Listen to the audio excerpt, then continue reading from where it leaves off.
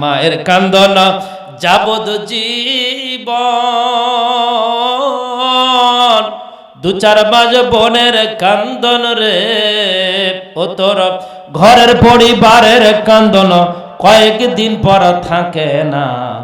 দুঃখের দরদে আমার জনম দুঃখিনী মা, মাগো গর্ভধারণী মা, জনম দুঃখিনী মা, দুঃখের দরদে আমার জনম দুঃখিনী মা।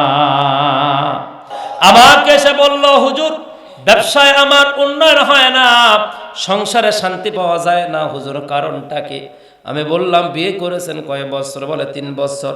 আপনার স্ত্রী আপনার আমার সাথে কেমন সম্পর্ক? এক পাতিলে না 2 পাতিলে? বলো হুজুর, মা এক পাতিল নয়, মা হলো আলাদা ঘর, মা হলো পাতিলে, আর এক পাতিল আমার স্ত্রী, আর এক পাতিল। কতদিন? বিয়ের 5 মাস পরে পাতিলে পৃথক হয়েছে। আমি বললাম, বিয়ের 5 মাস পরে পাতিলে পৃথক হওয়া মানে ওই 5 মাস পর থেকে কপালের উপরে গজব নেমে গিয়েছে। জানতে চাই এই জায়গায় মা নাই কার কার? একটু হাত তুলে দেখান তো দেখি। একটু ডান হাতটা তোলেন যাদের মা নাই, ডান হাতটা তোলেন, হাতটা নামান, বাম হাত ডান হাতটা রাখবার তোলেন যাদের বাবা নাই, হাতটা তোলেন তো দেখি রে বাজার, হাতটা নামান।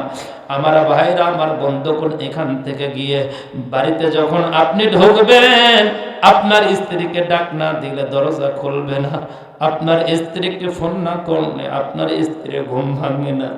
অথচ যাদের মা আছে ওদের সাথে আজকে আপনি তাদের বাড়িতে যান, দরজার সামনে পা দেওয়ার সঙ্গে সঙ্গে ওই ছেলেটার নাম ধরে ডেকে বলবে, বাবা ইউসুফ তুই আসলি নাকি? অথচ আপনার মা নাই, আপনার বাবা নাই, এই কথা বলার আজকে কেউ নাই। কথা কোন ঠিক কিনা?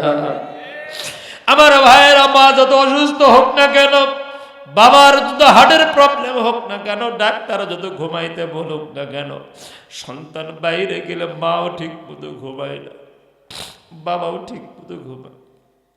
মাঝে মধ্যে ওই বুড়া বুড়ি যে ভাঙ্গা ঘরে থাকে, গোয়াল ঘরের মতো একটা ঘর, বিদেশি গরুর উপরে ফ্যান থাকে রে, বিদেশি গরুর নিচে কার্পেট থাকে রে। মায়ের ঘরে শীতের দিনে ভালো একটা কম্বল নাই, মায়ের একজোড়া ভালো জুতো নেই, গরমের দিনে মায়ের মাথার উপরে ফ্যান নাই, ফ্যান দিলে নাকি মায়ের ফ্যানের বেশি বিল ওঠে। কথা কোন ঠিক? সম্মানিত হাজিরিন ইকরাম, এই জন্য আমি অনুরোধ করব, যাদের মা নেই বাবা নেই, অন্ধকার কবর যাদের মা এবং বাবা, তারা আজকের এই নিয়ামতটা পাবেন না। মাঝে মধ্যে ওই বুড়ি আর ওই বুড়া দুইজন ঘুমায় না। বুড়া মাঝে মধ্যে কয়, কে রে বেটা আসলো? কয় না এখন আসনে। বেটা আসলো? আসনে। না বেটা আসেন। কখন আর আসবে না? 2টা বাজে ওয়াজ এখন।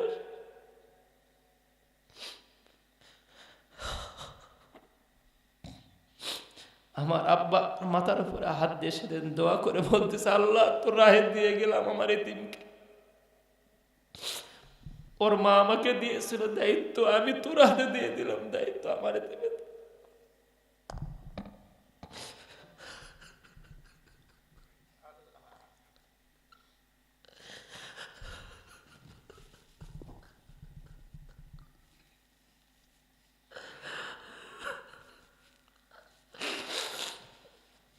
মা হারানো যে কি যন্ত্রণা, বাবা হারানো যে কি যন্ত্রণা বুঝাইতে পারে। আমার ভাইয়ের, আমার বন্ধুগণ,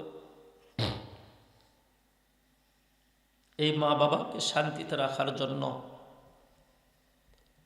আজকে মোহাম্মদপুরের গালিব আমাকে ভালোবাসা, আমাকে বলছে, ভাই আমার স্ত্রীকে নিয়ে হাসপাতালে, সিজার হয়তো করা লাগতে পারে।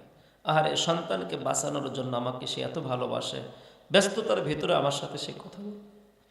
ওই রকম আপনার মা আপনার বাবা আপনাকে একসময় ভালোবাসত। সামান্য একটু কষ্ট হলে, আপনার কাশি দিলে বা বাথরুম হলে সাথে সাথে ডাক্তার নিয়ে আসতো, হাসপাতালে নিত। অথচ মা মরে গেছে 5 বছর হলো, একটা খতম গত বছর কোরআন কে পড়েছেন মার জন্য? একটা হাত তুলে দেখান তো। নাই, খুব কম। বাবার জন্য একটা খতম কে কোরআন পড়েছেন? দেখান নাই। গত বৃহস্পতিবারে মা অথবা বাবার কবরের পাশে কে গিয়েছেন? দেখান নাই। সম্মানিত ভাইয়েরা, ওই যে মুরব্বী গিয়েছে। অথচ অনেক সন্তান ওই যে 2-4 জন যায় মা বাবার কবরের পাশে। মুজাদ্দেদ আলফে সানির কষ্ট হচ্ছে আপনাদের? মোজাদ্দেদ আল পেসানি কবরের পাশে, মায়ের কবরের পাশে যা দোয়া করে চলে আসছেন, দোয়া করে চলে আসে। হঠাৎ একদিন মোজাদ্দেদ আল পেসানির মা বলতেছে, তুই আমার কবরের পাশে আর আসিস না। বলে, মা আপনি কি বলেন, আমি আপনার কবরের পাশে যাব না? বলে, তুই কবরের পাশে আসলে তোকে আমি দেখতেই পারি না, তুই চলে যাস। তখন বললো, মা আমি কি করলে আপনি আমাকে দেখতে পাবো?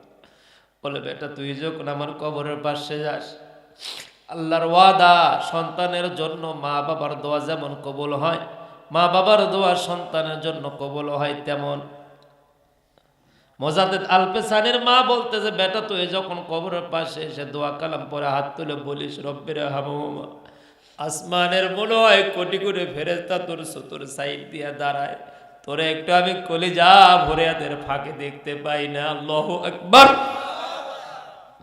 জারুল আল্লামা জামকশারি বলছে, সন্তান মা বাবার পাশে দোয়া করলে আল্লাহ 40 বছরের জন্য কবর আযাব মাফ করে দেয়। মোজাদ্দেদ বলল, মা কি করব? বলে, আগামী বৃহস্পতিবারে কবরের পাশে আসবে, হাত তুলবি না, কিচ্ছু দোয়া বলবি না, ফেরেশতা যারা না আসে, আমি তোরে একটু কলিজা ভরে দেখবো রে বেটা। কত রাত জেগেছি তোর জন্য জীবনের কতটা স্যাক্রিফাইস করেছে বেটা। কবরের পাশে তুই দাঁড়ায় থাকবে, তোরে আমি কলিজা ভরে দেখব। এরপরে দোয়া কালাম পড়ে তারপরে হাত তুলবে, ফেরেশতারা তোর সাথে হাত তুলে তারপরে বিদায় নিবে। আমারে দেখা থেকে বঞ্চিত করিস না। এখন আপনি আপনার মা বাবার পাশে কবরে যান না, কিন্তু মা বাবা কোন হালত আছে আপনি তাও তো জানেন না। রসুল বলেছেন, সন্তান দোয়া করলে কবুল হয়, সন্তান মা বাবার জন্য দান করলেও কবুল হয়। সুবহানাল্লাহ।